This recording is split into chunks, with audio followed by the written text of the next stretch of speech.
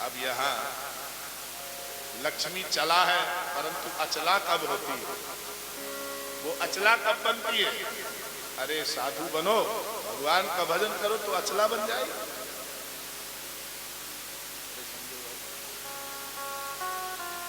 अचला कब बनती है?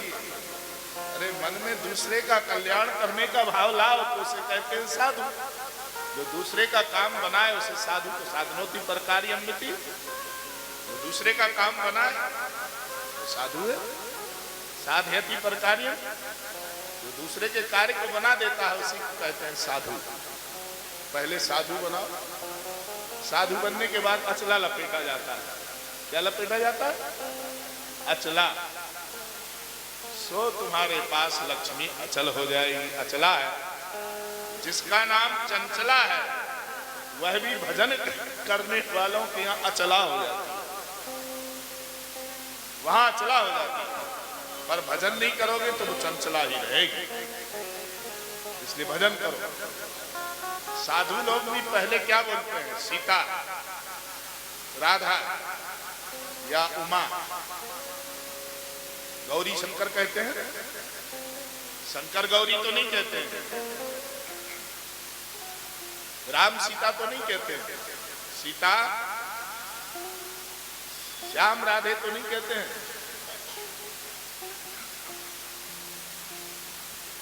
पहले जिसके यहाँ श्री कृष्ण आते हैं उनके यहाँ श्री राधा या सीता अचल हो जाता है।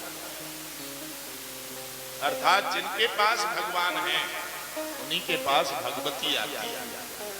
और भगवान नहीं है तुम लाख सिर पटक पटक करके मर जाओ, लक्ष्मी तुम्हारे घर में आने वाली।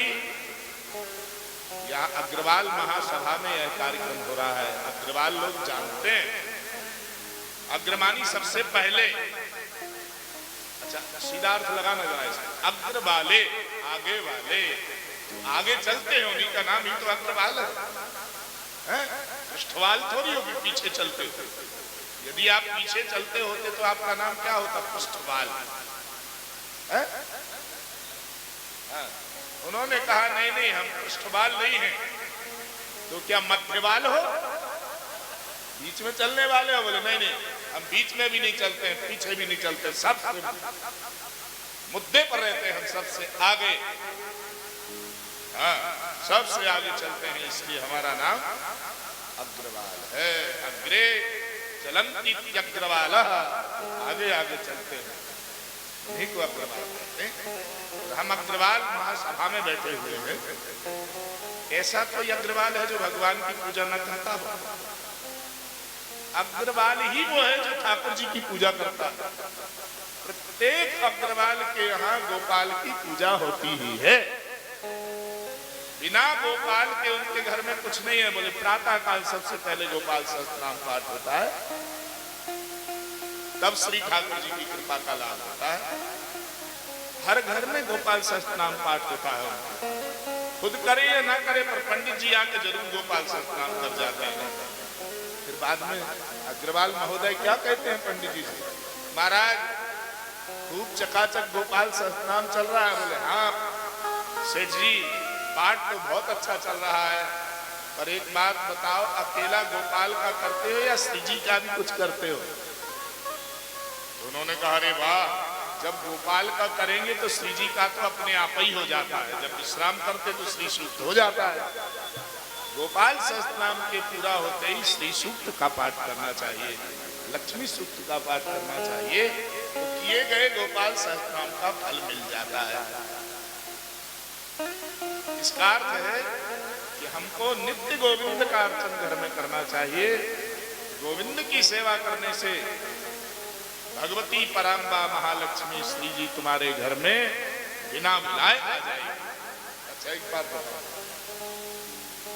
तुम लक्ष्मी को कहो लक्ष्मी लक्ष्मी आजा, लक्ष्मी आजा, लक्ष्मी आजा, तो नहीं आएगी। उसको शर्म लगती है कोई उसे बुलाता है, उसको बुलाओ तो शर्म लगती है। फिर कैसे आती है? जो नहीं बुलाता है उसके पास आती है। लक्ष्मी ने कहा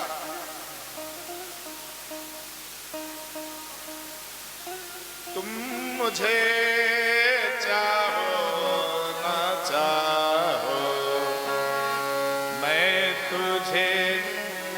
चाहा करूं,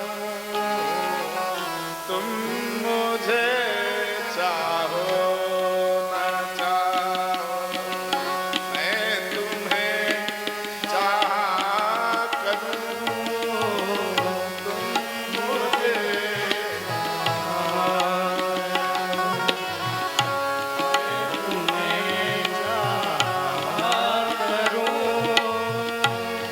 मुझे चाहो न चाहो, चाहो मैं तुम्हें चाहा करूं, मैं तुम्हें करूं, तुमने यदि चाहा मुझे, तुमने यदि बहन को खोलने दिया, तुमने यदि चाहा मुझे,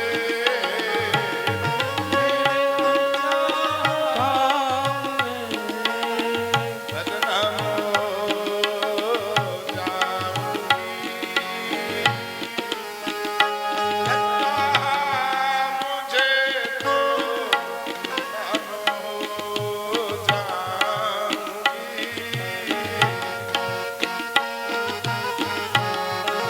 हो जाऊंगी।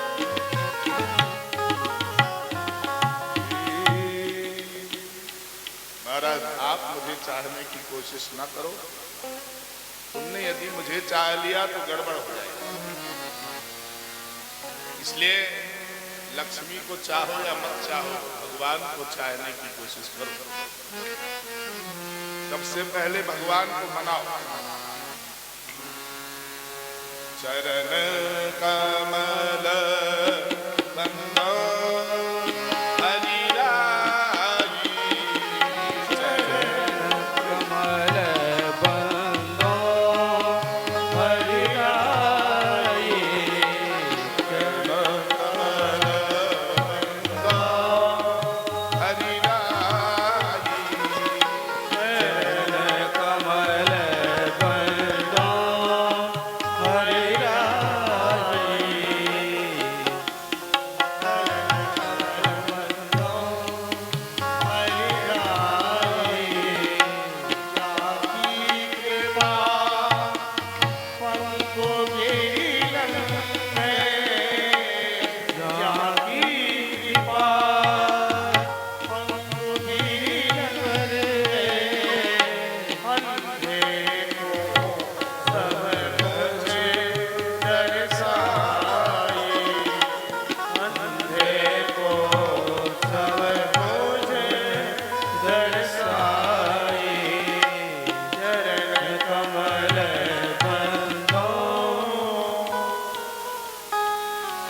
जिनकी कृपा से अंधे को दिखने लग जाए, बहरो सुने मुख पुनि बोले, रंग चलो सिर छत्र धराई। जिनकी कृपा से बहरा बोलने लगता है, बहरा सुनने लगता है, और लंगड़ा पहाड़ों को लांघने लगता है, और जो गलियों में भटक रहा था भिखारी बन करके, उसे छत्र लग गया, चमर डुलाने लग गए लोग, स्वामी बन गया। ध्यान रखिए, हरि की कृपा से। कल आपने एक साधु को देखा था, वो भिक्षा मांगते आता था। कोई भिक्षा मांगने आपके यहाँ रोजाना आता, भिक्षाम देही भवती भिक्षाम देही, आप उसको 2 रोटियां उसके कमंडलू में डाल देते थे। उस दिन में भगवत भजन का असर हुआ। जब भगवान का भजन करते करते परिपक्व हो गया, वो विचलित नहीं हुआ संसार को देख करके, भगवान ने उसको जगतगुरु बना दिया, छत्र लग गया। रंग चल सिर छत्र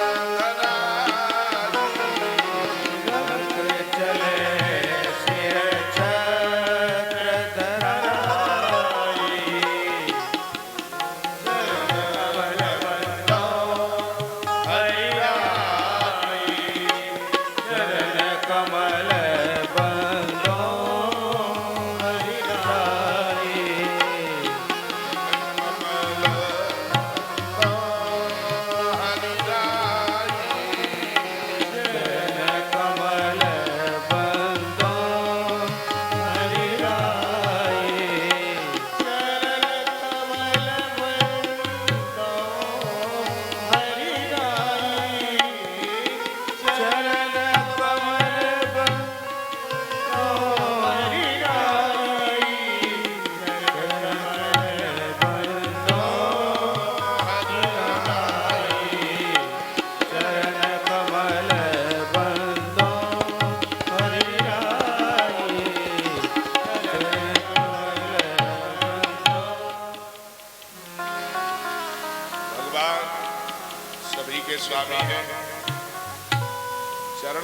का स्मरण जिन्होंने किया है,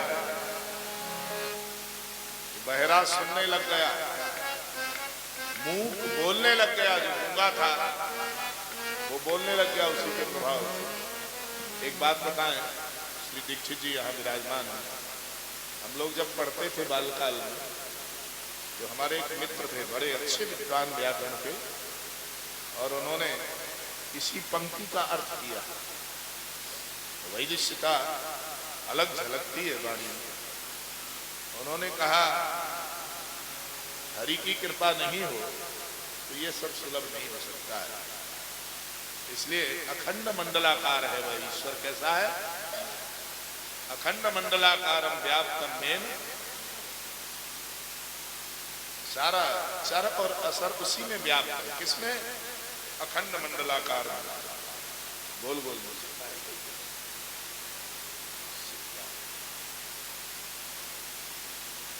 व्याप्तम मेन चराचरम,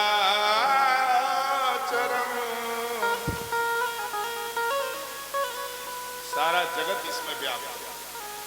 इस गोल गोल में अखंड मंडलाकारम। इसके बिना कोई जी सकता है क्या? नहीं जी सकता। चाहे साधु साधु या असाधु हो, कोई भी होगा वो इसके बिना जी नहीं सकता है। व्याप्तम मेन चराचरम तत्पदम दर्शितम मेन। फिर इसका दर्शन करो। बोले कैसे करें? सेवा करो इसकी। अखंड मंडलाकार कौन है? भगवान ईश्वर।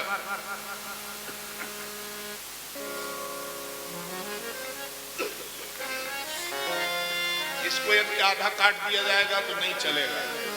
अखंड ही चाहिए, पूरा ही का पूरा चाहिए। अखंड चाहिए, खंड नहीं चाहिए।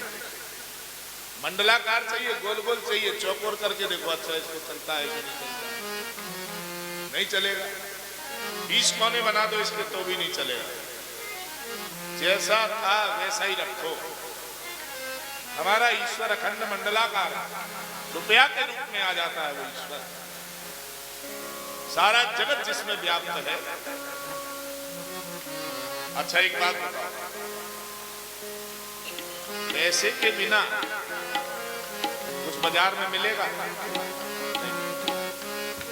आप बहुत अच्छे व्यापारी हो, पर यदि आपके यहाँ कोई साधु भी आ जाए, 100 रुपये से ऊपर का सामान खरीदेगा तो आप चार्ज करोगे ही करोगे। बहुत अग्रवाल लोग ऐसे होते हैं, वो देखते रहते हैं साधु आ जाए, 100 रुपये से कम का सामान खरीदे तो फ्री में दे देते हैं। हमारे यहाँ वृंदावन में कई अग्रवाल लोग ऐसे हैं। अभी हमारी कथाएं वृंदावन के प्राय अग्रवाल लोग करवाते रहते हैं। तो मूल में वृंदावन में रहते हैं अग्रवाल, उनकी बड़ी महिमा है। वो वास्तव में भक्त हैं। मारवाड़ से वो वृंदावन आ गए केवल इसलिए कि श्री जी का और बिहारी जी का सेवा करने का अवसर मिलेगा, और व्यापार तो केवल इसलिए कि बच्चे कैसे पालें, इसलिए वहां रह करके किसी साधु का न खाना पड़े, इसलिए घर चलाने के लिए, परिवार गृहस्थ चलाने के लिए व्यापार करते हैं। तो संत लोग जितने आते हैं उनको 100 रुपये से कम का सामान फ्री में दे देते हैं। तो 100 से ऊपर का बिल बढ़ेगा तो फिर वो पेमेंट लेते हैं। बहुत लोग ऐसे। वो श्री दाऊ जी के बगल में जो है वो हमारे बड़े प्रेम है। उनके यहाँ कितने ही साधु आ जाए, 150 रुपये का सामान खरीदे वो फ्री में दे देते हैं। अरे बाबा ठीक है, नहीं बताओ आप क्या सेवा कर। अब सेवा यही करी हो कि मैं नाम की एक माला जप दीजिए। मैं नाम की माला जप दीजिए बाबा। तुम कितनी माला करते हैं? उन्होंने कहा हम तो 10 माला करते हैं। संतों ने कहा अब कल से बाबा 11 कर देना, ऐसा नहीं चाहिए कुछ भी। जा मेरा नाम लेके करो, ऐसा नहीं। जाओ कल से 1 माला और बढ़ा देना। ऐसे प्रेमी होते हैं। पैसे के बिना तो उन्हें भी बाजार में दाम नहीं मिलता है। दाम के बिना काम उनका भी नहीं होता है।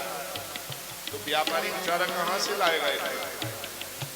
सारे दिन में 4-5 साधु आ गए, 50 ग्राहक आ गए तो पूर्ति हो जाती है। तो पता लगा ग्राहक नहीं आए कोई भी, उस दिन भर साधु साधु आते रहे, 100 रुपए से कम का सामान सब ले जाते रहे, तो बेचारा वो तो बाबा जी बन जाएगा। इसलिए उसने भी एक नियम बना रखा कि आज 4 साधुओं को देना है, कल 5 को देना है। हाँ, किसी दिन एकादशी वाले दिन 100 साधुओं को देना है, उसने सोच लिया, ऐसा एक बार निश्चय कर लिया। तो उस दिन पूरा दिन फ्री देते हैं, किसी एक बार को वो बताते नहीं, उनका कोटवर्ड होता है, सबको नहीं बताते, नहीं साधुओं की लाइन लगता है। इसलिए वो मन में सोच लेते हैं इस बार हमने पूर्णिमा को दिया किसी को, अगले बार एकादशी को देंगे, पर उनकी पत्नी को वो नहीं पता रहता है और किसी को पता नहीं रहता है। मेरा भाव समझ रहे हैं? दान पुण्य करना हो तो प्रचार नहीं करना है, पहले से घर में ही पता रहना चाहिए। जितना हम प्रचार कर देते हैं दान पुण्य का, इसलिए पुण्य नष्ट हो जाता है। दान करते समय बताया नहीं जाता है कि हम दान कर रहे हैं, गोपनीय रखना चाहिए उसको। दान किसी को दिखा करके नहीं करना चाहिए, चुपचाप मुट्ठी बांध करके देना चाहिए। और भाई जब मुट्ठी बांध करके दान करोगे उसका अद्भुत लाभ होगा। तो उन्होंने इसका अर्थ किया, मैं अर्थ बता रहा था। अखंड मंडलाकारं व्याप्तं येन चराचरम् तत्पदं दर्शितं येन तस्मै श्री गुरवे नमः।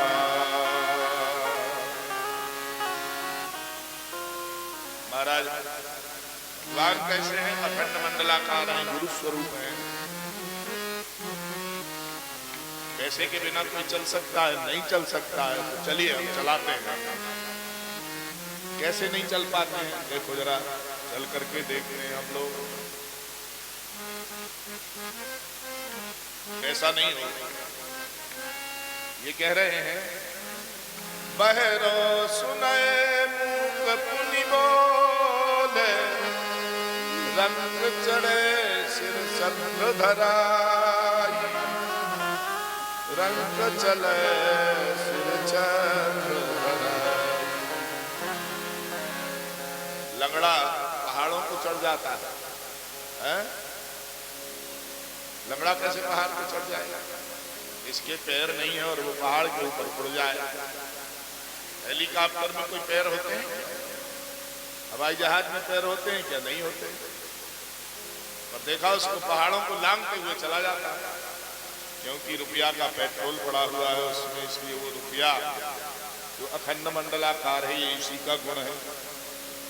यदि अखंड मंडलाकार हमारे पास नहीं होते तो उसमें पेट्रोल नहीं पड़ता, और पेट्रोल नहीं पड़ता तो उड़ान नहीं भरता। पैसे के कारण उड़ा। अखंड मंडलाकारं मूक पुनि बोले। ये मूक पुनि बोले में उन्होंने कहा, एक ट्रांजिस्टर दिखाया ऐसे, बोले इसका सेल निकाल लो। ये बोलता है कि नहीं, खूब स्टेशन बदलते रहो इसको। क्यों जी? स्टेशन बदलते रहो, कुछ नहीं होगा। इतना भी FM लगा लो, चाहे कुछ भी लगा लो, जब तक उसमें पैसा नहीं डलेगा उस सेल में, तब तक वो बोल नहीं सकता है। आजकल मोबाइल है ना, प्रीपेड हो गया है। पैसा नहीं डालोगे तो नहीं बोलेगा। पैसा खत्म हो गया, 1 महीना तक नहीं डालोगे तो बिल्कुल ही बंद हो जाएगा, डालना ही पड़ेगा। तो ये पैसा बोल रहा है मूक पुनि बोले, पैसा निकाल लो, बोलना बंद। ये पैसे का चमत्कार है। भगवान की कृपा के बिना लक्ष्मी घर में नहीं आती है। भगवान के चरण पकड़ लो। इसलिए यम प्रव्रजन्तमनुपेतमपेतकृत्यं द्वैपायनो विरह कातर पुत्रेति तन्मयतया कर्मो मुनेषु तम तं सर्वभूतहृदयं मुनिमानतोऽस्मि। सुखदेव जी वन की ओर जा रहे हैं। पिताजी ने कहा, हे बेटा, पुत्र पुत्र, हे पुत्र, कहां जा रहे हो? वृक्षों में से वही आवाज निकलने लग गई, पुत्र पुत्र पुत्र। आप राम कहो हॉल में तो सुनाई राम ही देगा, गाली बको तो गाली सुनाई देगी, पर पुत्र कहोगे तो पुत्र सुनाई देगा कि नहीं?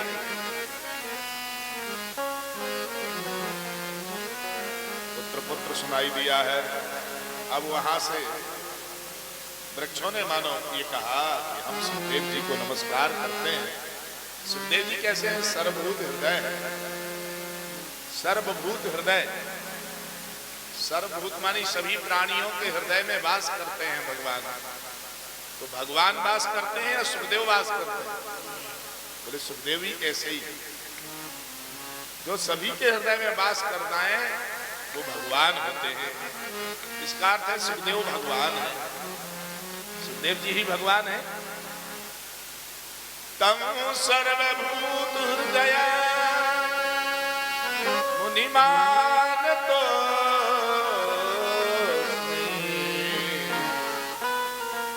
मुनि के लिए हम नमस्कार करते हैं, सुखदेव के लिए। ऐसा सुंदर यहाँ अर्थ किया है। नैमिषारण्य तीर्थ में 88,000 ऋषि इकट्ठे हुए हैं। तीरथ बर नैमिष विख्याता, तीरथ बर नैमिष विख्याता, तीरथ बर नैमिष विख्याता, तीरथ बर नैमिष विख्याता, अति पुनीत साधक सिद्धिदाता, अति पुनीत साधक सिद्धिदाता, पुनीत साधक सिद्धिदाता, अति पुनीत साधक सिद्धिदाता, पुनीत साधक सिद्धिदाता। अति पुनीत साधक सिद्धिदाता। साधकों को सिद्धि देने वाला यह पवित्र तीर्थ में श्रेष्ठ तीर्थ वर, क्या नाम है इनका? तीर्थ वर, तीर्थेषु वरः। तीर्थों में जो श्रेष्ठ तीर्थ है वो नैमिषारण्य तीर्थ है। शौनकादिक ऋषि बैठे हुए हैं। ऋषियों ने सूत जी को प्रश्न किया, अज्ञान को ध्वस्त करने वाली कथा कहिएगा आप। महाराज, आपका ज्ञान तो सूर्य के कोटि का ज्ञान है। सूर्य कोटि समप्रभ का अर्थ यही रखना चाहिए, करोड़ों सूर्य अर्थ नहीं करना चाहिए। सूर्य कोटि का ज्ञान है, उस कोटि का ज्ञान है जिस कोटि का सूर्य का प्रकाश है, उसी कोटि का आपका ज्ञान है। सूर्य का प्रकाश संपूर्ण विश्व में अंधकार नहीं रहने देता है। इसी तरह सूत जी का जो ज्ञान है श्रोता के हृदय में अज्ञान नहीं छुपने देता है, उस कोटि का ज्ञान है। इसलिए इस बात का निर्णय यहां हो जाता है कि कथावाचक ऐसी कथा कहे जिससे सारी गुत्थियां सुलझती चली जाए। सूत जी यहाँ कथावाचक है। नैमिषारण्य में जो कथाएं होती हैं उसमें यज्ञ भी होता है और कथा भी होती है। यदि वहां कथा के साथ यज्ञ ना हो तो वहां की कथा की पूर्ति नहीं होती, इसलिए वहां यज्ञ करना बहुत अनिवार्य होता है। परंतु वही कथा यदि सुखकाल में की जाए तो वहां यज्ञ की अनिवार्यता नहीं है, वहां कथा की अनिवार्यता है। वहां कथा प्रधान है, पर नैमिषारण्य में यज्ञ प्रधान है। नैमिषारण्य में कथा होगी तो वहां यज्ञ करना अनिवार्य है। अभी कल तक जो यज्ञ चलता रहा वहां श्री ठाकुर जी की कृपा से यज्ञ भी और कथा भी, तो सारे कार्यक्रम का आचार्य श्री भक्तराज जी ने किया। बड़ा अद्भुत कार्यक्रम। पुराण के पाठन का आचार्य तो श्री राम कुमार आचार्य जी और श्रीनाथ आचार्य जी ने किया। इनका पाठ सुनकर के ऐसा लगता है कि अब कुछ ना किया जाए, केवल पाठ ही सुना जाए।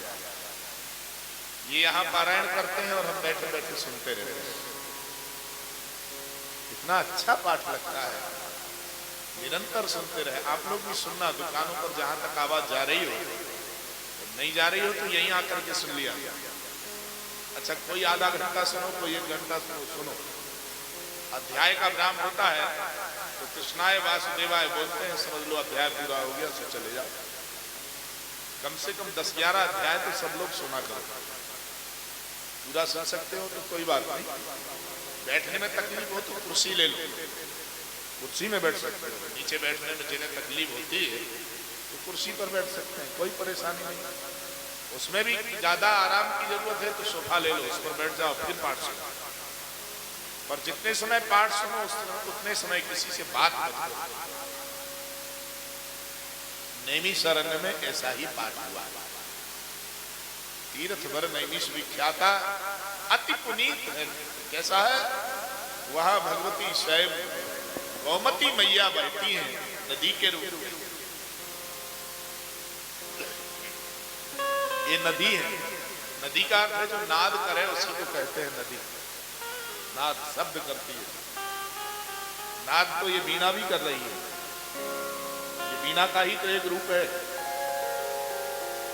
वीणा का ही रूप है। वहां भी तार है और यहां भी तार है। वो 7 तार हैं, इसलिए उसका नाम सितार है। यदि 100 हो जाते तो 100 तारा बन जाता। सप्त तार, तो 1 तार होता तो 1 तारा हुआ तार पूरा हो जाता। इसलिए ये भी तार वाद्य है वीणा। वीणा के जो स्वर होते हैं वो बड़े अद्भुत होते हैं। मन को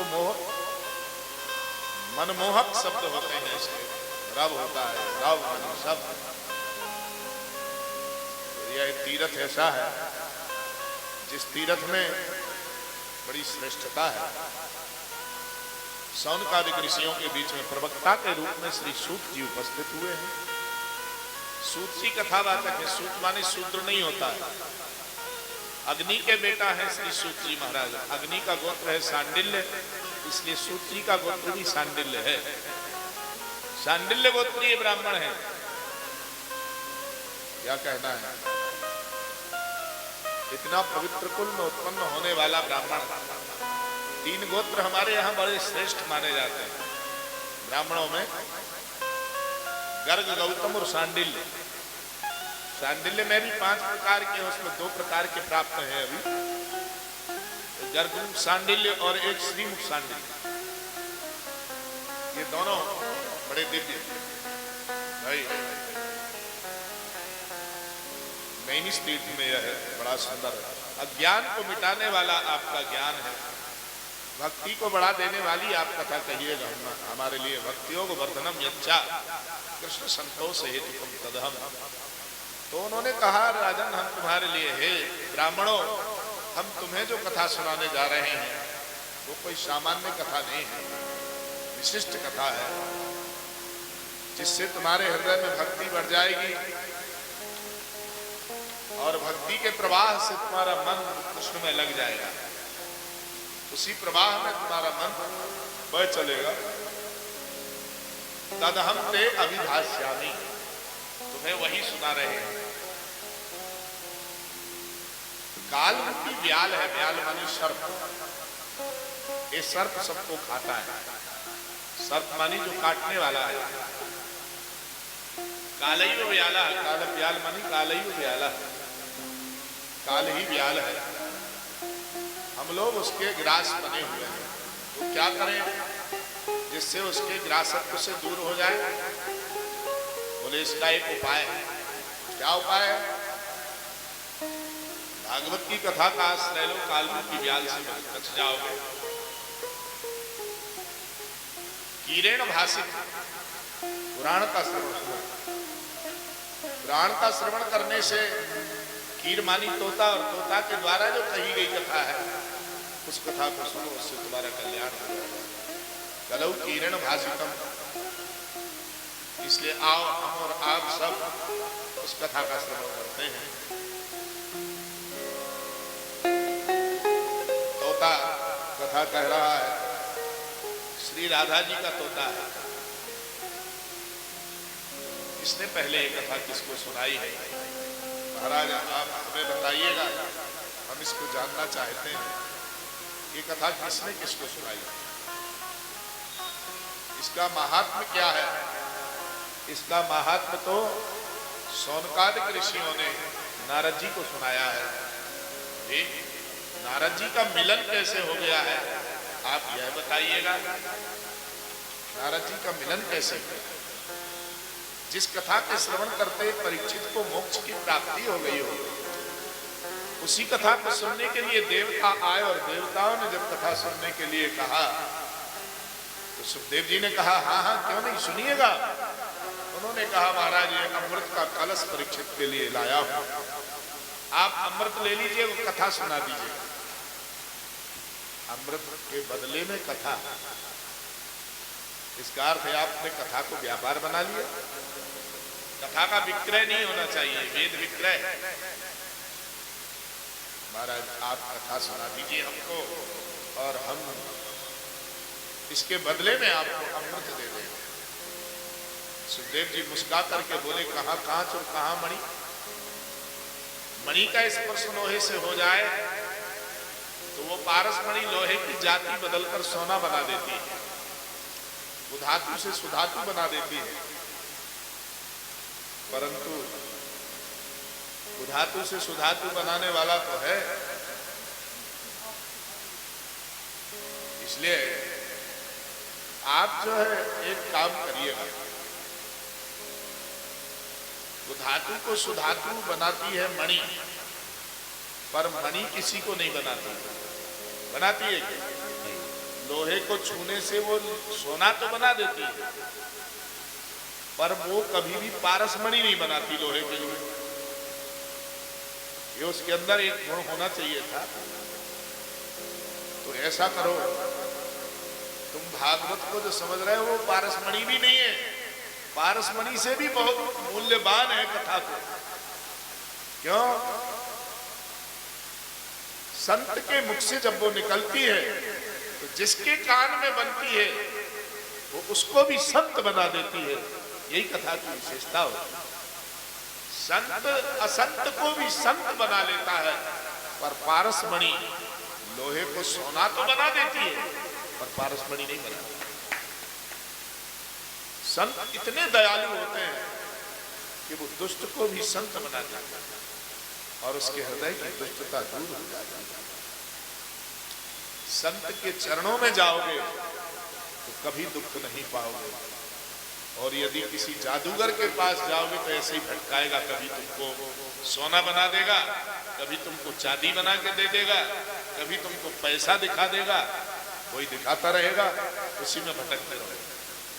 पर संत इस सबसे हटा करके तुमको गोविंद के चरणों तक पहुंचा देता है। और जब तुम वहां पहुंच गए, लक्ष्मी की क्या कमी, संपत्ति की कोई कमी नहीं रह जाती। इसलिए संत के चरण पकड़ लो, तुम्हें भगवंत से मिला देगा। संत वो चीज है जो तुम्हारे जीवन के साथ अर्थात समस्या का अंत कर देता है। जो समस्या का अंत करे वही तो संत है। तुम्हारे जीवन में कितनी समस्याएं हैं वो नहीं देखता है संत। एक उपाय बताता है, बस राम का नाम जपो, सूर्योदय होने से पहले 1000 बार नाम उच्चारण करो। 1 महीने में यदि घर की दशा न सुधर जाए तो हमारा नंबर नोट है, उसमें आप लोग फोन करके हमें बताना। 1 महीना नियम से सूर्योदय के पहले भगवान नाम जपो। सोने से पहले भगवान के नाम का जप करो, फिर बिस्तर पकड़ो। कभी जीवन में आपत्ति नहीं आएगी। जो कुछ अपराध है वो सब क्षमा हो जाएंगे और संपत्ति तुम्हारे घर में इतनी आ जाएगी। इसीलिए हमारे यहाँ हम एक यात्रा कर रहे थे तो वहां लिखा था सामने, भारत के सच्चे नागरिक बनिए। क्या लिखा था? भारत के सच्चे नागरिक बनिए। अरे तो क्यों नहीं बनते हैं हम लोग? बनना चाहिए। सच्चे नागरिक बनना चाहिए। तो हमारे साथ में एक सज्जन थे, उन्होंने कहा महाराज जी देखा सामने क्या लिखा है? हमने कहा पढ़ लिया। आप सब कोशिश करो कि सच्चे नागरिक बनो। उन्होंने कहा ऐसा नहीं लिखा है। तो हमने कहा कैसा लिखा है? भारत का सच्चा नागरिक यदि कोई है तो वो केवल बनिया है। भारत के सच्चे नागरिक बनिए हैं। क्यों? वो सुबह उठकर भजन करते हैं, तो शाम को सोते समय भी भजन करते हैं। पूरा दिन व्यापार करे, कितना भी थका हुआ वो बनिया, बिना नाम लिए भगवान का सोता नहीं। जब जगेगा तो राम राम कहते जगेगा, इसलिए उनके जीवन में कभी दुख नहीं है। वो सज्जन ऐसे बोल रहे थे, भारत के सच्चे नागरिक अपने तरफ अंगुली करके दिखा रहे थे। महाराज जी भारत के सच्चे नागरिक हम लोग। क्यों? अरे जो बन जाता है उसी को तो बनिया कहते हैं, बिगड़ जाता है उसको बिगड़िए कहा जाता है, जो बन जाता है उसको बनिए कहा जाता है। जो बन जाए बिगड़े से, जिनने जीवन में बिगाड़ को छोड़ दिया है, जिनने अपने जीवन में बुराई को छोड़ दिया, वही तो बनिए हैं। बनने की कोशिश करो। तो कैसे बनिए हैं? अग्रवाल, आगे चलने वाले। अग्रे अग्रवाला है, जो आगे आगे चले।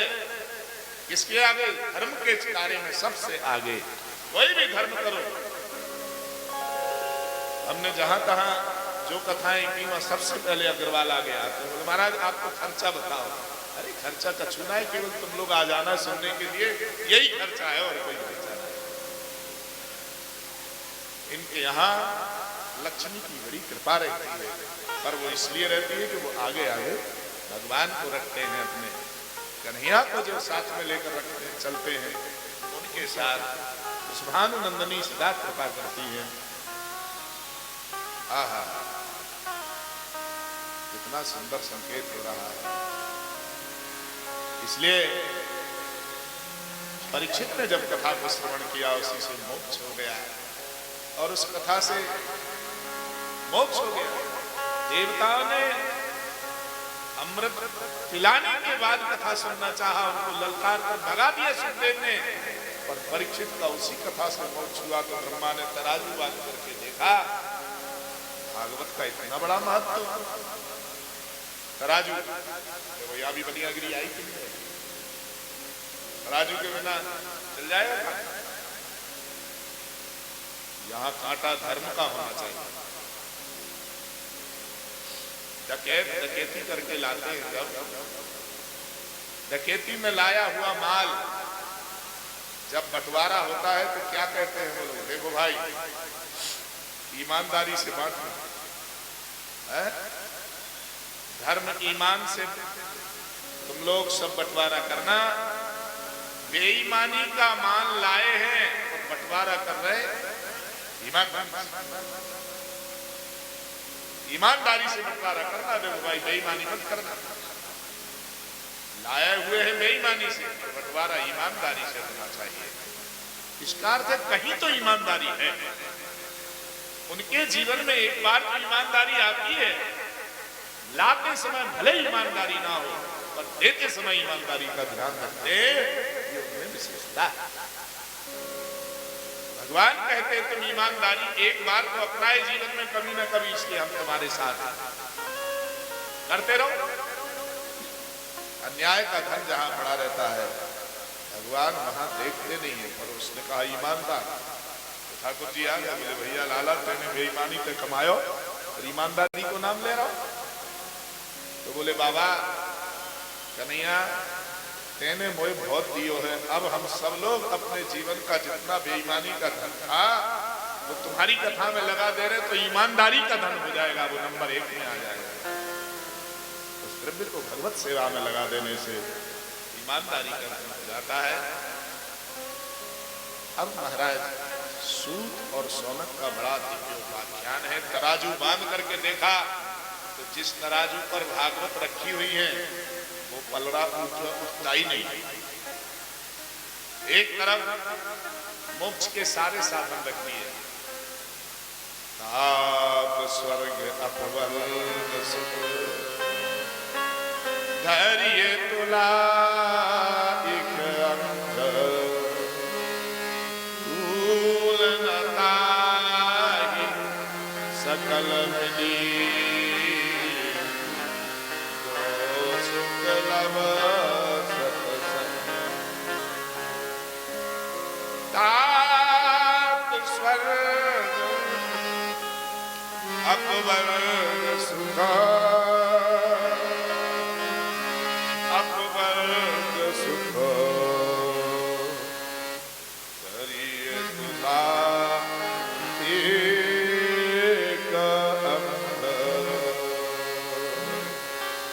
एक अंग पर मोक्ष के समस्त साधन रख दिए गए। मोक्ष के साधन क्या है? सुबह पूजन दान पुण्य ये यज्ञ सारे ये मोक्ष के साधन है। एक तरफ भागवत की कथा तो सारे साधन हल्के पड़ गए, भागवत भारी हो गए। ध्यान रखना भाई। अपवर्ग, अपवर्ग मानी जहां पवर्ग नहीं, नास्ति पवर्गो यत्र, जहां पवर्ग नहीं उसे अपवर्ग कहते हैं। अपवर्जनम मितिम अपवर्गः, स्वामी अखंडानंद जी महाराज। अपवर्जन को अपवर्ग कहा गया। संसार के भौतिक कर्म से बचने को यहां अपवर्ग माना है। तो अपवर्ग क्या है? पा फा बा भा मा, ये पवर्ग है, इससे बच जाए जो उसी को अपवर्ग कहते हैं। अर्थात जहां ये नहीं है। पा मानी पाप, पा का अर्थ यहां क्या करोगे? पाप। हा मानी फालतू, हाँ, जहां फालतू चीज नहीं है। बा, ये बा क्या है? जहां बकवाद नहीं है वही मोक्ष है। जहां बकवाद नहीं होता है, सारे दिन लोग बकवाद में ही लगे रह जाते हैं। बाद हो तो कैसा हो? भगवत बाद हो, बकवाद नहीं है। केवल वाणी का उपयोग नहीं हो, बात करना है तो भगवान का बात करो, सत्संग करो। भा मानी भूल चूक, सब भैया भाई भतीजा, यही भूल चूक है। इसी में लोग भूले रह जाते हैं, ये तो मेरे हैं, ये मेरे हैं, ये मेरे हैं, पर तेरे साथ जाने वाला कोई नहीं है इनमें से, सब तेरा माल छीनने वाले हैं। भाई भतीजे सब यही पड़े रह जाते हैं। जाता क्या है? तेरा भजन, तेरा दान, तेरा पुण्य ही साथ में जाता है। इसलिए भाई भगवान के पास जिनको जाना है इस सब से बचो। भाई भतीजा, अब फिर क्या करें? पा फा बा भा मा, पार्वती प्रोक्ता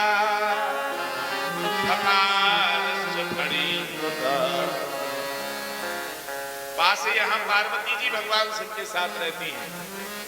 फासे फणींद्र मंथर श्री नाग देवता साथ में रहते हैं। फकारो फणींद्रो, महाराज या फणींद्र है। और भगवान शंकर जो है फणींद्र से सुशोभित हो रहे हैं। अब ऐसे भगवान शिव हैं जिनके साथ फणींद्र विद्यमान है, अर्थात भगवान शंकर के साथ तो यहां पासे पार्वती जी विद्यमान हो गए, पासे फणींद्र विद्यमान हो गए, और यहां बकार, भगवान शंकर के साथ यहां बकार भी विद्यमान है और भकार भी विद्यमान है। भकारो भस्म, भकार से यहां भस्म भगवान शंकर के साथ में। बा से बालेंदु, बाल इंदु, बाल है इंदु जिनके ललाट पर। बाल इंदु मानी चंद्रमा। कैसा चंद्रमा है? बाल, बाल चंद्र सोहत सिर नीके, बाल चंद्र जिनके विद्यमान है। धकारो भस्मस्तेवो मकारो मंदाकिनी तथा, मंदाकिनी जिनके ललाट पर विराजमान है। ऐसे पवर्ग के सहित रहने वाले अर्थात संसार से लिप्त रहने वाला एक ऐसा नाम है शिव, जो पवर्ग में रह करके भी अपवर्ग को प्राप्त कर लेता है। तो हम सब गृहस्थी यदि शिव के चरणों को पकड़ लें, भगवान शंकर के चरण को पकड़ लें, तो हम सबको भी मोक्ष सहज हो जाएगा। इसलिए शिव के चरणों को पकड़ लें। तभी तो काशीपुर में वास करते हैं। काशीपुर मानी शिव की पावन नगरी, चाहे वह काशी वाराणसी हो, चाहे काशीपुर उत्तराखंड का हो, सब जगह शिव वास करते हैं। शिव कहाँ वास नहीं करता भाई। तात स्वर्ग अपवर्ग सुख धरिए तुला एक अंग। एक तरफ सारे साधन कर दिए, एक तरफ भागवत भारी हो गया, सारे साधन हल्के हो गए। इसका अर्थ है भागवत से मोक्ष की सहजता है, मोक्ष की प्राप्ति श्रीमद् भागवत से हुआ करती है। हम लोग श्रीमद् भागवत के शरण को ग्रहण कर लें तो मोक्ष सहज में हो जाएगा। अच्छा, मोक्ष किसे कहते हैं? मोक्ष किसे कहते हैं इस बात को जान लो, फिर कथा की रफ्तार बढ़ेगी। अभी तक कहानी नहीं आई ना कथा में, अब यहां से कहानी आने वाली है। अभी तक उपदेशात्मक कथा चली, अब कुछ कहानी भाग भी लेना चाहिए। कहानी भी लेना चाहिए और हमारे भक्तराज जी कह रहे गीत भी होना चाहिए। तो गीत भी हो और कहानी भी हो। भाई इनकी बात नहीं मानेंगे तो कैसे काम चलेगा? यही तो सब करता धरता है। अब बच्चों के हाथ में ही जीवन है, ये जैसे कहवा ले वैसे कह दे, तो इनकी बात भी रखनी पड़ेगी। भाई अपवर्ग की प्राप्ति के लिए पवर्ग का त्याग करना पड़ेगा। पाप पापी आदि मन को भगवान में लगाना ही पड़ेगा। और ये मन जब तक संसार के कामों में लगा हुआ है तभी तक ये सब सारी समस्याएं हैं। तो भगवान का आश्रय लोगे तो ये पवर्ग मोक्ष की प्राप्ति हो जाएगी। शौनकादिक ऋषियों ने इस कथा को किसे सुनाया है? श्री नारद जी को सुनाया है। नारद है ज्ञान, ज्ञान को देने वाले को नारद कहा जाता है। और शौनक है ज्ञान के पुत्र, ज्ञान के पुत्र है शौनक आदि ऋषि। शौन कहते हैं ज्ञान के लिए, और ढक हो जाए उसमें तो शौनक बनता है। शौनका शौनक ज्ञानापत्यम पुमान शौनका, ज्ञान के अपत्यर्थ में शौनक शब्द होता है। इसलिए शौनकादिक ऋषि यहाँ 4 रूप में प्रकट हैं। ध्यान रखिए, ये चारों पुरुषार्थ ही है। ये मानो शौनक ऋषि जहां श्रोता है वहां सूत जैसा कथाकार है। इसलिए भाई बड़ी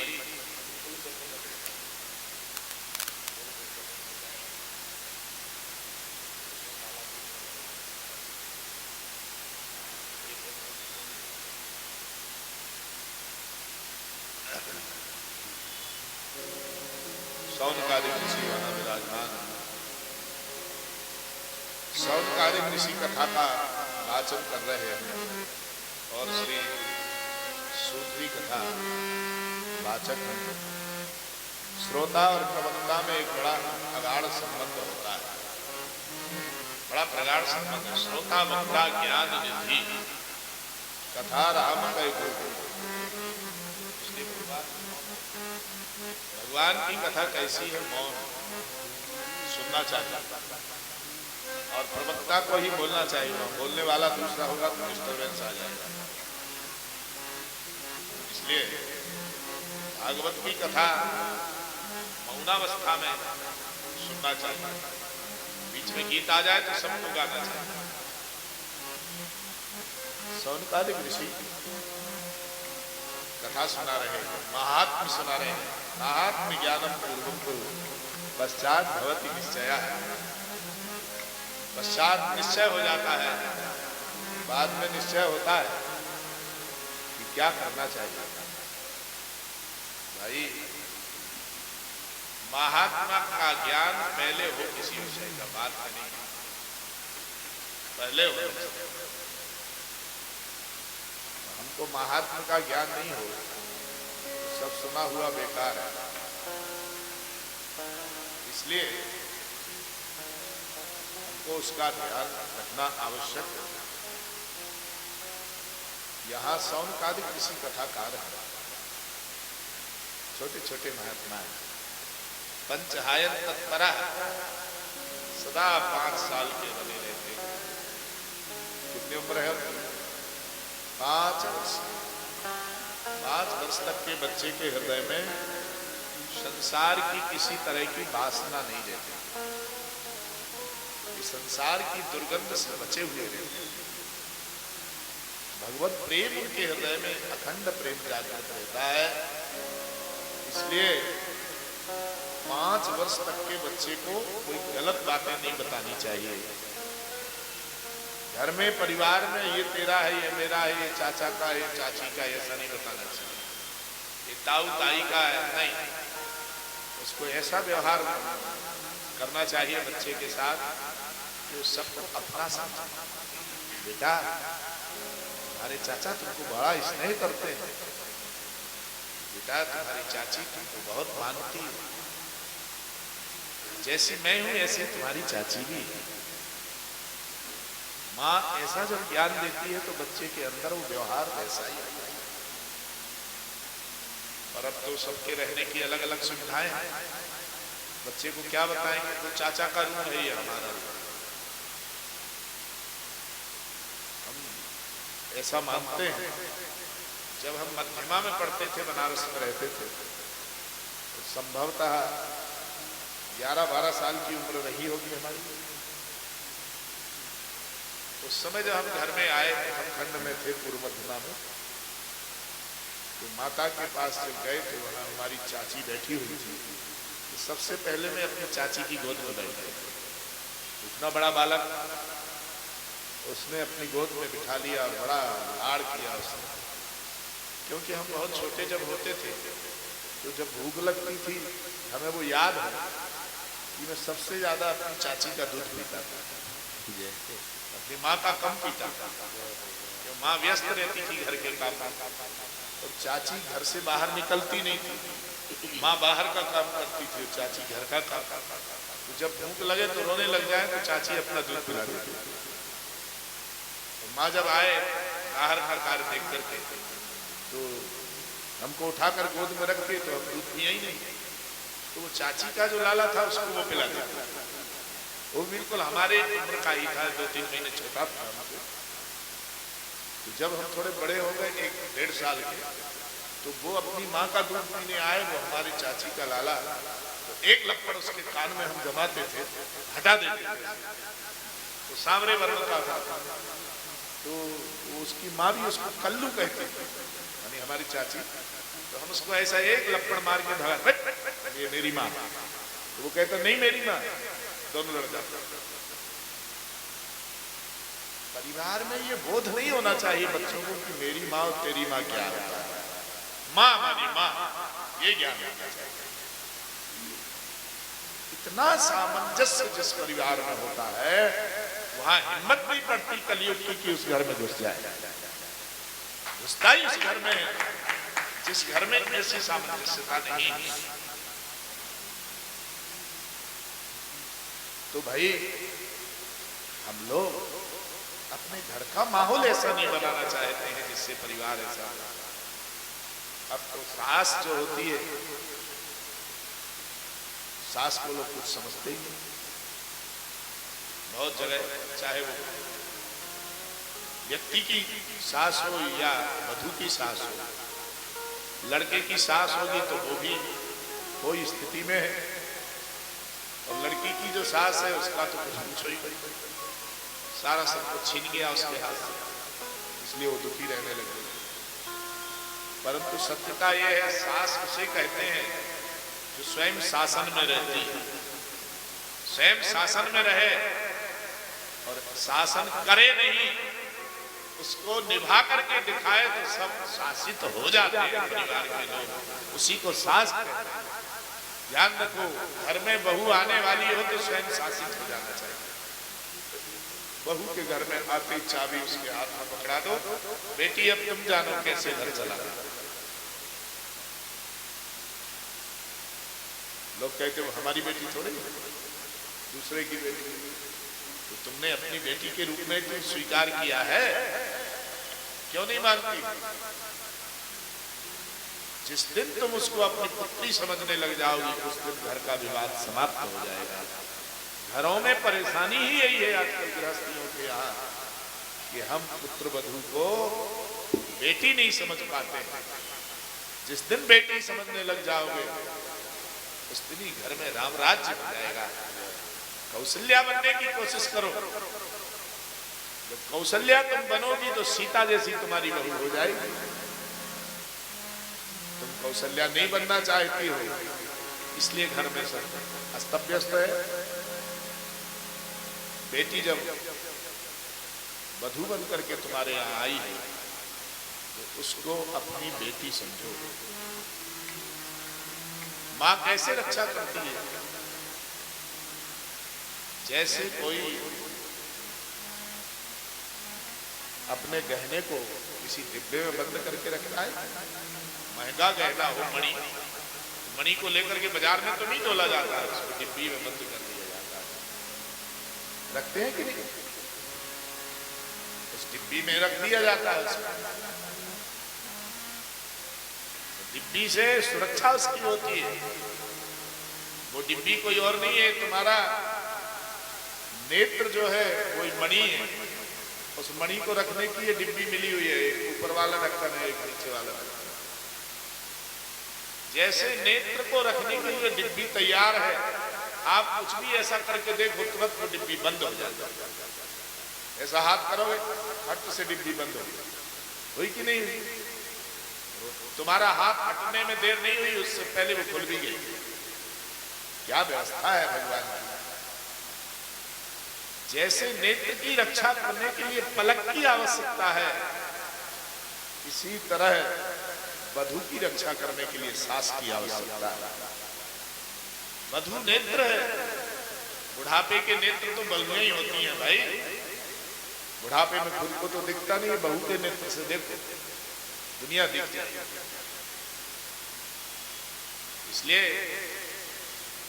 नंबर वाला चश्मा यदि कोई है तो बहू है। बिना चश्मे के अभी हमको कुछ देखना था तो लगाया था। जब हमको देखना होता है पतले अक्षरों को तो लगाना पड़ेगा। तो वधू जो है वो तुम्हारी पुत्री के जैसी हो जाए और तुम उसके लिए मां की तरह बन जाओ तो घर में शांति हो जाएगी। बधूलन कनी पर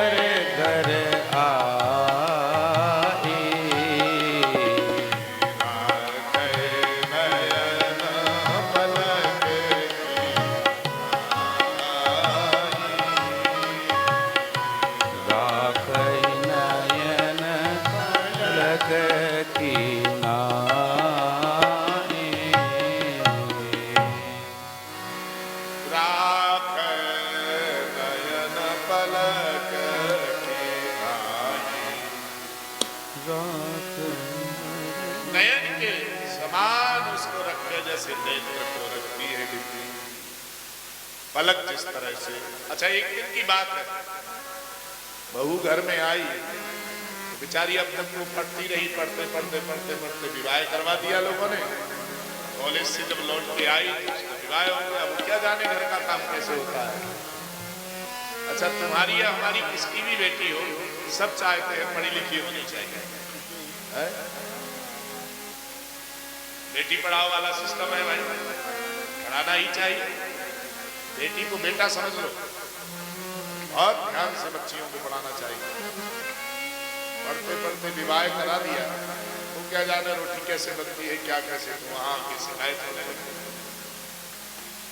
बच्चियों की शिकायत क्यों मिलती है? इसलिए कि वो माँ के काम में अभी तक हाथ नहीं बटाएंगे। माँ लाडली समझ करके उसको दुलारती रही, तो उसका दुलार यहाँ उसके लिए परेशान कर रहा है।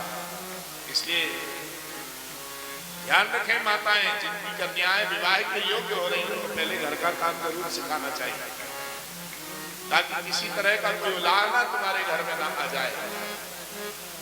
इसलिए बेटी को कम से कम महीने में 4 दिन तो भोजन बनाना सिखाओ। 4 दिन तुम नहीं बना सकती हो, बेटी से बनवा, उसको घर में काम करना आ जाएगा। और 4 दिन तक तुम्हें छूना नहीं है, इसलिए तुम दूर आराम करो। 4 दिन तो घर में काम कर ही सकती है बेटी। अब उसने बेचारी ने बढ़िया भोजन बनाया। आज माँ को बनाना नहीं था तो बहू ने बनाया। जब बहू ने बनाया तो बनाते बनाते उसको आता तो था नहीं, सिर्फ दाल में 3 बार नमक डाल दिया। एक बार पहले डाल दिया, जब मसाला डाल रही थी भूल गई, उसने सोचा डाला कि नहीं डाला, डाला कि नहीं डाला, तो फिर डाल दिया। और फिर जब उतार रही थी तो उसने कहा इसमें नमक तो डाला ही नहीं, तो फिर डाल दिया, तो द्विगुना नमक। बढ़िया उसने भाव से तो भोजन बनाया, पसीने पसीने हो गई बेचारी। बढ़िया परोस करके पति के सामने लाई, तो जो ही उसने मुंह में मौल डाला, नमक ही नमक। बड़े जोर से चिल्ला के बोला, माँ। माँ बेचारी कमरे में से निकल करके आई। बोले हाँ बेटा क्या हो गया, क्यों चिल्ला रहे हो बेटा? बोले माँ भोजन किसने बनाया? अरे बेटा बूढ़ी हो गई हूं ना, आंखों से कम दिखने लग गया है। कोई चीज ज्यादा कम गिर गई हो तो कोई बात नहीं, हो जाता है कभी ऐसा। मैं बूढ़ी हो गई ना, धोखे से गिर गया होगा नमक कुछ कम ज्यादा। बहू सुन रही थी कि कितना प्यार करती है। मेरी गलती को उसने अपने सिर पर ले लिया, धन्य है मेरी सास। बहू आकर चरण दबाने लग गई, माँ आज तो मेरा रहना मुश्किल हो जाता इस घर में, तूने अपने ऊपर सारा संकट ले लिया।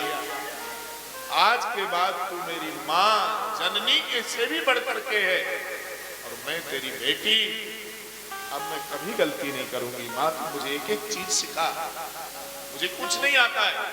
मुझे बड़ा अभिमान था कि मैं पढ़ी लिखी हूँ, सारी विद्या मेरी विफल है जब तक सास की सेवा नहीं की।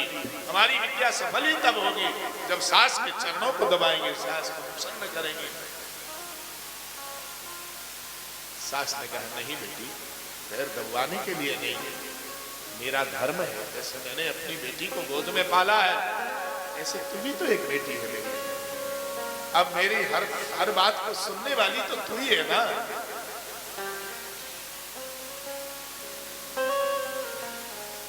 परिवार में शांति यदि चाहिए, इस तरह का माहौल बनाओ तो परिवार के लोग बड़े आनंदित रहेंगे। सास को कौशल्या बनने का प्रयास करना चाहिए।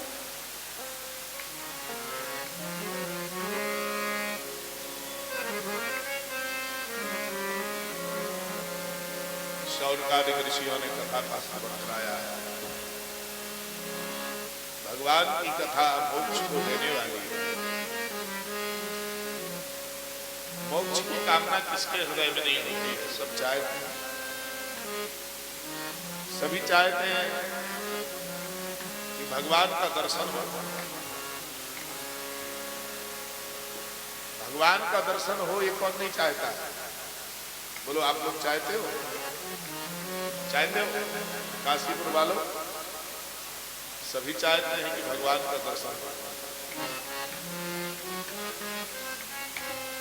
और भगवान यदि दर्शन दे दे तो फिर क्या मांगोगे?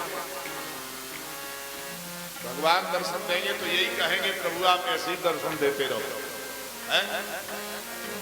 एक सज्जन बोले मैं तो ये कहूंगा मेरी 10-20 फैक्ट्री लग जाए, खूब चकाचक व्यापार चले हमारा। अरे जब भगवान मिलेंगे तो यही मांगेंगे। भगवान से ये सब नहीं मांगना है। क्या मांगना है? प्रभु आपकी जिसमें प्रसन्नता है आप वो करिए, पर हमारे नेत्रों से कभी ओझल मत होइए। आप हमारे नेत्रों में सदा वास करे रखो, ऐसी कृपा करो प्रभु। तो भगवान का दर्शन हो गया। भगवान के दर्शन का फल क्या है? मम दर्शन फल परम अनुपा। दर्शन परम अनुपा।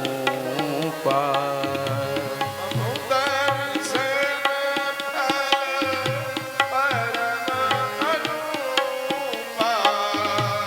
मम दर्शन परम अनुपा।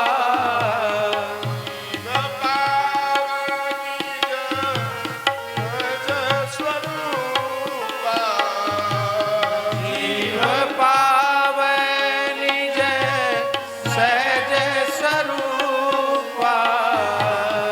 जीव पावै निज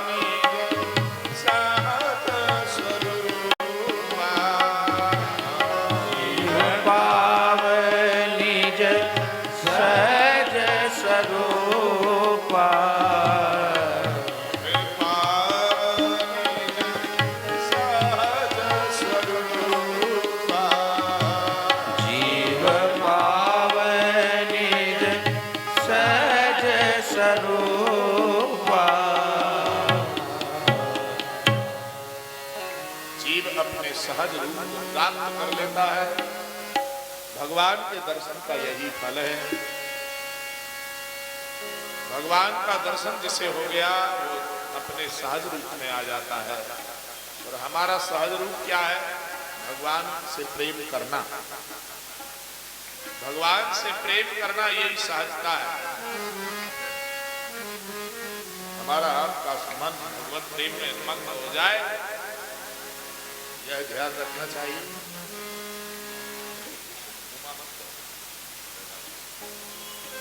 सहज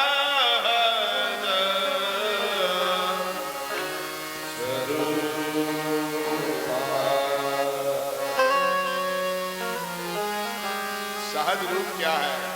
भगवान से प्रेम। सहज मानी प्रयास करने की जरूरत नहीं है, चलते चलते भगवान का नाम निकलता रहे। एक बार की बात है, हम विदिशा में कथा कह रहे थे मध्य प्रदेश के। तो हमारे पूज्य बाबा श्री सुखदेव दास जी महाराज, शायद आप भी होंगे, मुझे ऐसा स्मरण है, श्री दीक्षित जी भी उसमें रहे। तो बाबा बेंजो बजा रहे थे, आप हारमोनियम पर प्ले कर रहे थे। हमने देखा बाबा सारे दिन भगवान का नाम जपते। रामायण तो पूरी उनको ऐसे कंठ थी जैसे बच्चे को हनुमान चालीसा याद हो जाता है। ऐसी पूरी रामायण, ये हमारा लाला छोटो हो जब, तो बाबा इसको कहते थे हम 2 रुपया देंगे, हनुमान चालीसा सुनाओ। तो ये हनुमान चालीसा पाठ करके सुना देता था। बिना देख के सुना रहा, बोले हाँ ठीक। 2 साल का था, ये बोलना चालू किया, हनुमान चालीसा बोलने लग गया। तो बाबा 7 दिन में एक दिन घर आते थे, तो इसको 2 रुपया दे करके कहते थे हनुमान चालीसा सुनाओ। तो इसने कहा तुम 2 ही देते हो, हमने 10 बार सुना दिया, आप 2 देते हो। एक पाठ का 2 रुपया लेंगे। तो बाबा ने कहा 100 पाठ सुना। तो इसने कहा 100 नहीं सुनाए, हम थक जाते हैं ना।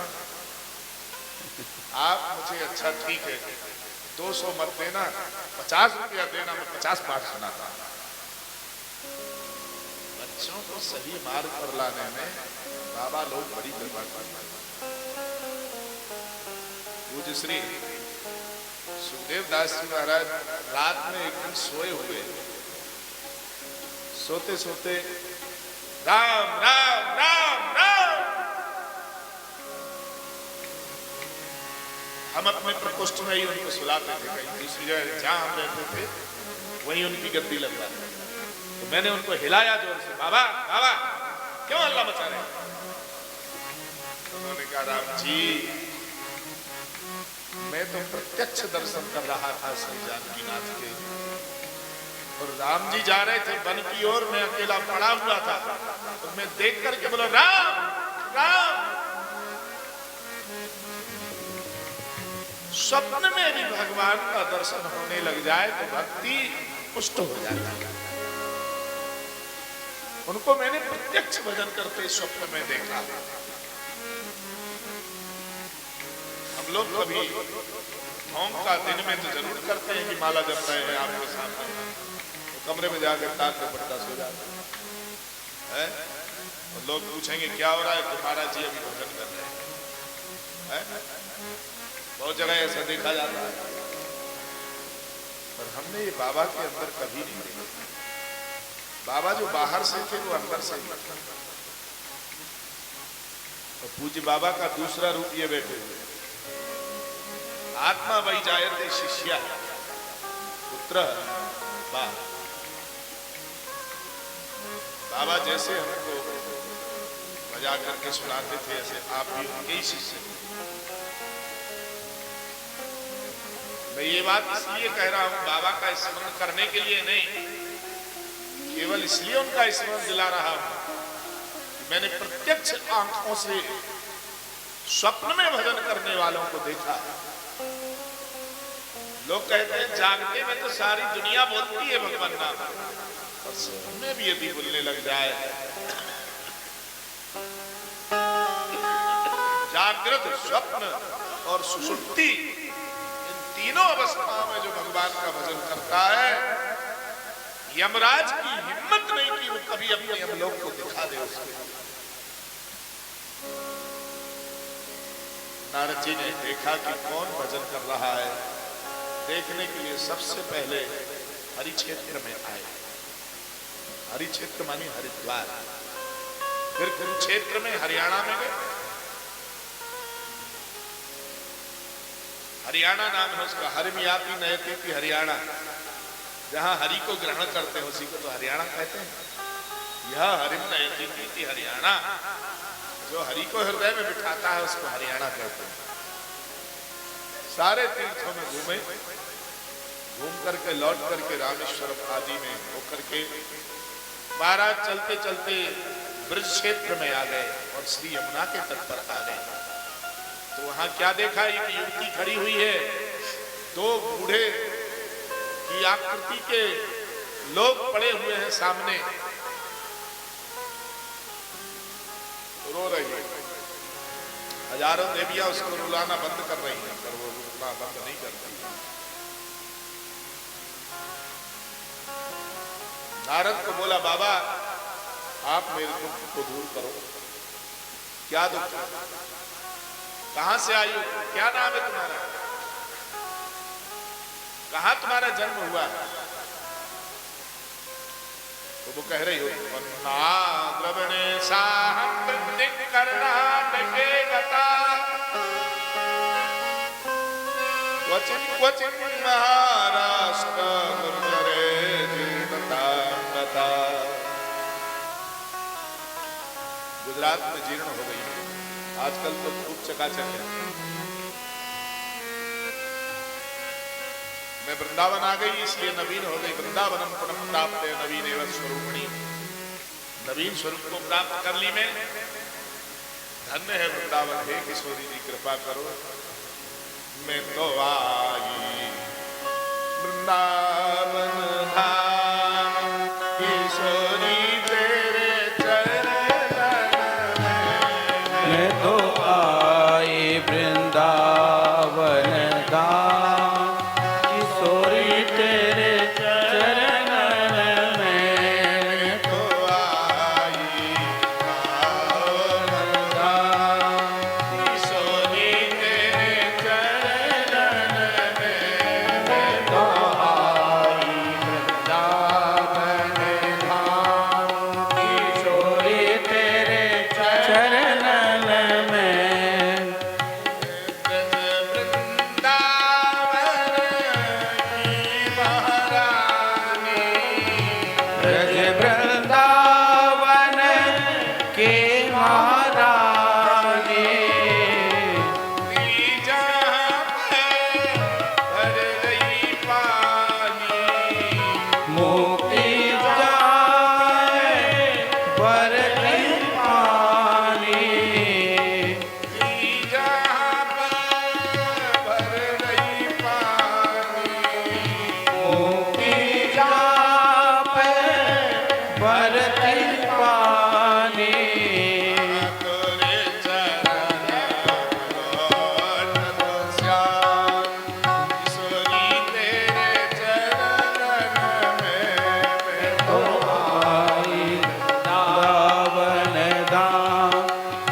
किशोरी तेरे चरणन में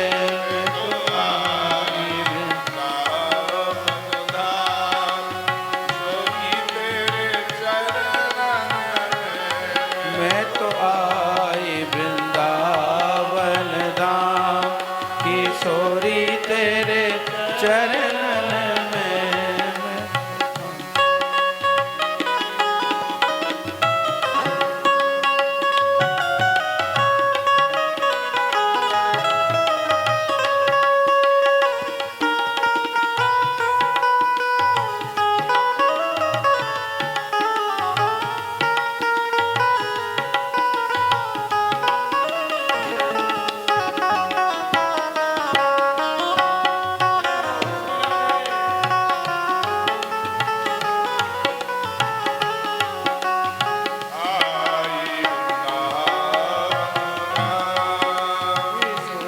तेरे चरणन में मैं तो आई वृंदावन धाम करो कृपा की कोर सिरा दे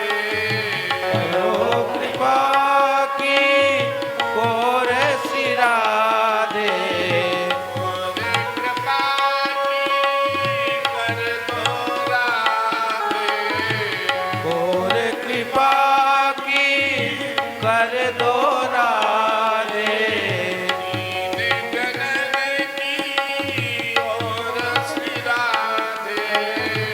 दीन जनन की ओ श्री राधे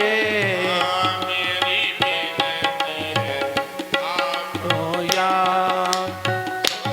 तेरे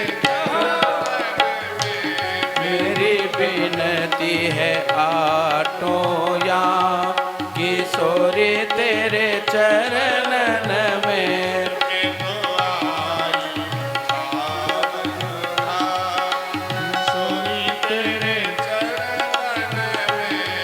मैं तो आई वृंदावन धाम किशोरी तेरे चरणन में मैं तो आई वृंदावन धाम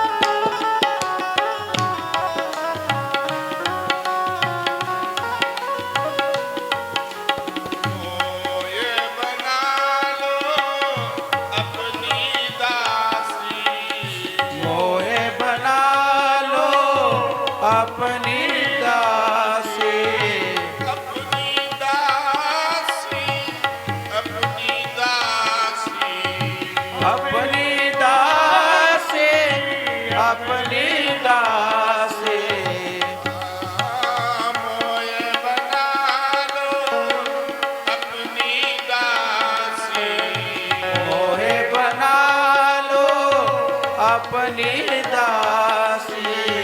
चाहत हूँ नित महल खवासी। चाहत नित महल खवासी। महल खवासी, महल खवासी। महल खवासी, महल खवासी। मोहे जग सो गए कछु काम की सोरी तेरे चरणन में। मुझे और ना जग सो खाऊं किशोरी तेरे चरणन में।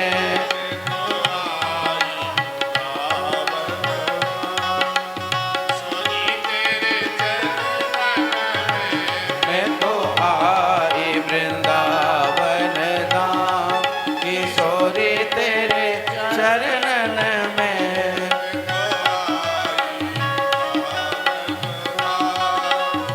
सोरी तेरे चरणन में।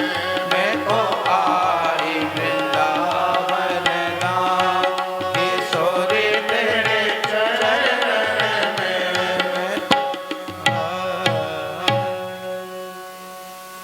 श्री राधा रानी के चरणों में आई है, भक्ति देवी को रहने का स्थान मिल गया। वो कह रही है उत्पन्ना द्रविड़े शाहम, द्रविड़ में उत्पन्न हुई, मैं कर्नाटक में जाकर के बड़ी हो गई। गुजरात में धीरे धीरे भक्ति क्षीण हो गई, पर वृंदावन को प्राप्त करते ही मैं जवान हो गई और मेरे दोनों वृद्ध बेटे की तरह, वृद्धों की तरह मेरे बेटे हो गए, अर्थात कमजोर हो गए, जीर्ण शीर्ण हो गए। जरा जीर्ण का अर्थ है कमजोर व्यक्ति हो गए। जरा जीर्ण का अर्थ यहाँ यही अर्थ लगाना चाहिए। जीर्ण मानी होता है कमजोर, जरा मानी होता है हल्का पतला। तो दुबले पतले हो गए हैं दोनों ज्ञान वैराग, और कमजोर हो गए हैं, ब्रज में रहते हैं। ब्रज में ज्ञान और वैराग कमजोर थे। इसकी निवृत्ति के लिए नारद जी ने शौनकादिक ऋषियों से कथा सुनने का निश्चय किया है। हरिद्वार में आकर के शौनकादिक ऋषियों ने दिव्य कथा का महात्म्य नारद ऋषि को सुनाया। उसी समय सारे संत लोग एकत्रित हुए हैं। कथा को सुनने के लिए भक्ति और ज्ञान वैराग्य नृत्य करते हुए वहां आए हैं। श्री कृष्ण गोविंद हरे मुरारी नाथेति नामानि मोर वदंती कहते हुए हरिद्वार की बड़ी दिव्य छटा है। इससे कौन कौन लोग मुक्त हो जाते हैं महाराज ये बताओ। अरे भक्ति के कारण तो भगवान नीच के घर भी चले जाते हैं। कर्माबाई के यहाँ, करमेती बाई के यहाँ, सदन कसाई के यहाँ, यहाँ तक रैदास के यहाँ भी भक्ति के ही कारण तो गए भगवान। भगवान का कोई परहेज नहीं है किसके यहाँ जाते हैं किसके यहाँ नहीं जाते हैं। रहीम के यहाँ भी चले गए भगवान, रसखान के यहाँ भी चले गए, तो हमारे यहाँ आने में क्या ये खान लोग। इसका अर्थ है कि सबके यहाँ भगवान जाते हैं। हमारे यहाँ ब्रज में अनेक ऐसे ऐसे भक्त हैं महाराज जिन्होंने भगवान से साक्षात्कार किया। इस कलिकाल में भगवान से साक्षात्कार हो गया। लोगों का भूमि ऐसी है। श्री कुंभनदास जी जैसे ब्रज महाराज जिन्होंने ब्रज की छवि को देखा। सीकरी में रहता है नवाब, नवाब ने उनको बुलवाया। इतना सुंदर गाता है, उसको बुला के लाओ, यहां सुनाएगा।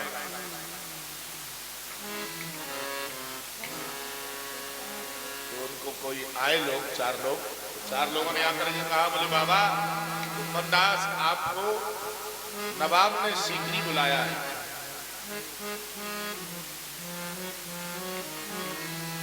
तो उन्होंने दो पंक्ति कही, मोह कहा सीकरी सोना आवत जात पनहिया टूटे बिसर जाय हरिनाम। मोह कहा सीकरी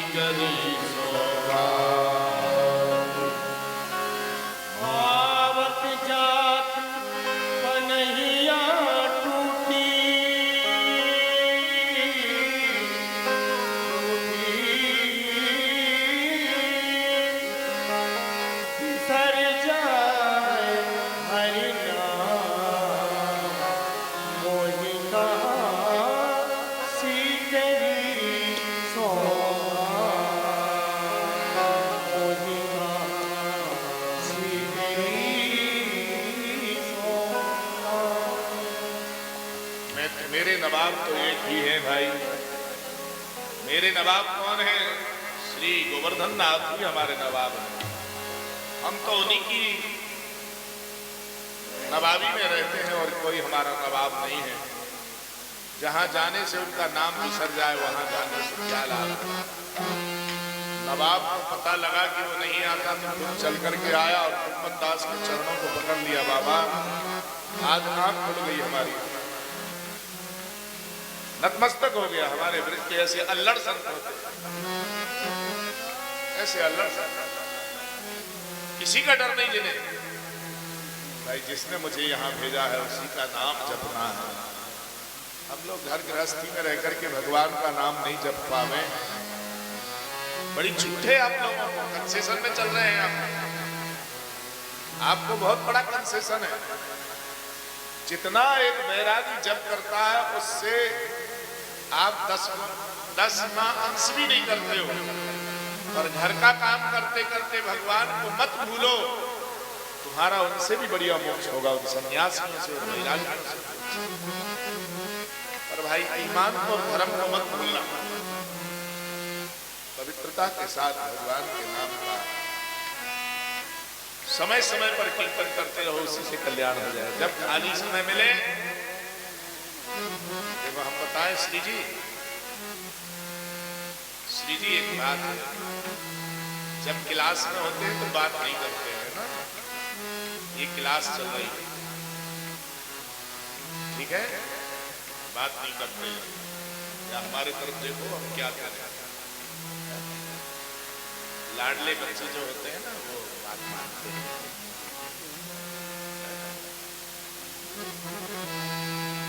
क्या बोल रहा हूं? हाँ, घर गृहस्थी में रह करके भगवान का भजन कर लेना, चाहे वो थोड़ा भी क्यों ना हो। एक बार भी भगवान का नाम निकल जाए तो समझ लो जीवन धन्य हो जाएगा। जीवन धन्य हो जाएगा। पर नाम में कंजूसी मत करना। जब खाली समय मिले तभी करो। तो यदि काम करते समय नाम निकल जाए फिर तो कहना क्या है? घर का काम करते करते नाम निकल जाए। कहने ये जा रहा था, श्री जी की आवाज आ गई बात। पहले हम लोगों के यहाँ जब किसी वस्तु को गिना जाता था तो पहला जो उसका नाम होता था वो एक नहीं कहते थे, पहली